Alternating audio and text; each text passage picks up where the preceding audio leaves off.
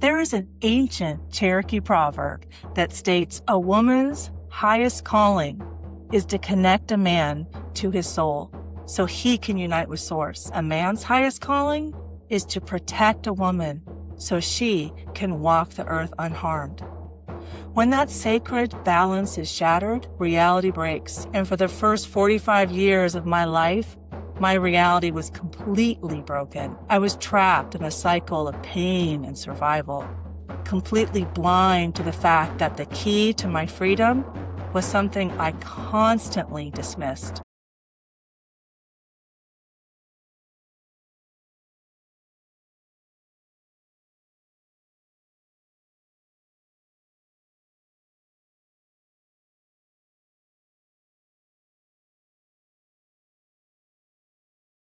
I was unable to apologize to my youngest daughter at 48.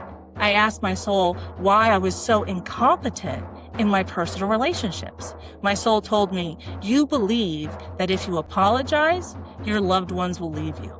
I thought, that's not logical. If I apologize, my loved ones will want to stay, as that is a sign of a healthy relationship. That was the first time I remember turning my emotional wound into personal wisdom on my own. I felt so proud. I hadn't learned how to apologize as a child. I had just internalized my parents' own problems. Everything got swept under the rug in my family.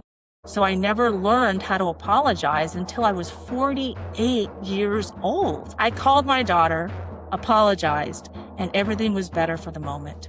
My youngest daughter was also the catalyst for a major growth opportunity for me when I was 49. Since my ex and I hadn't healed from our childhood wounds, when we had kids, my kids were brought up in an unhealthy household. My youngest developed an eating disorder and went to rehab at 16. During our first family therapy session, she blamed me for her eating disorder. On the drive home, everything started to get darker in my heart and soul. After I got home, my soul told me, your children would be better off with a dead mother than a live one. I tried to accommodate that message by taking all of my medications, which had just been refilled, so that was a lot. I went upstairs and fell asleep instantly. I was done being alive. I just let go like I never could before. Luckily, my oldest daughter found me the next morning. She was 18. I woke up in the hospital intubated 3 days later.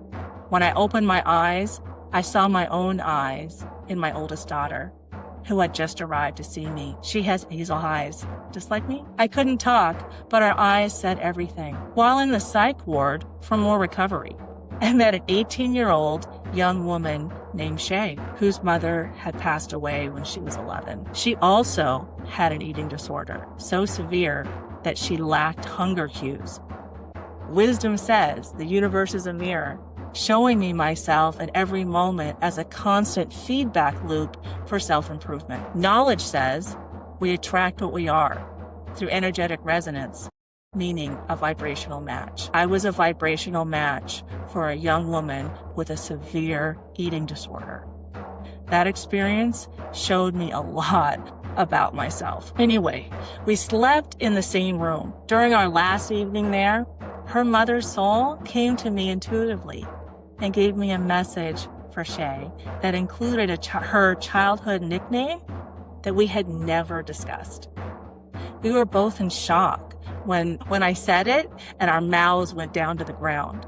That night, her mother's soul came back and asked me to help her interact with her daughter's soul in a loving way. I explained that as long as her soul's intent is love, she can't go wrong. The next morning, Shay woke up with hunger cues and ate a huge breakfast. I thought to myself, I'm at a psych ward and I'm a healer. What do I do now?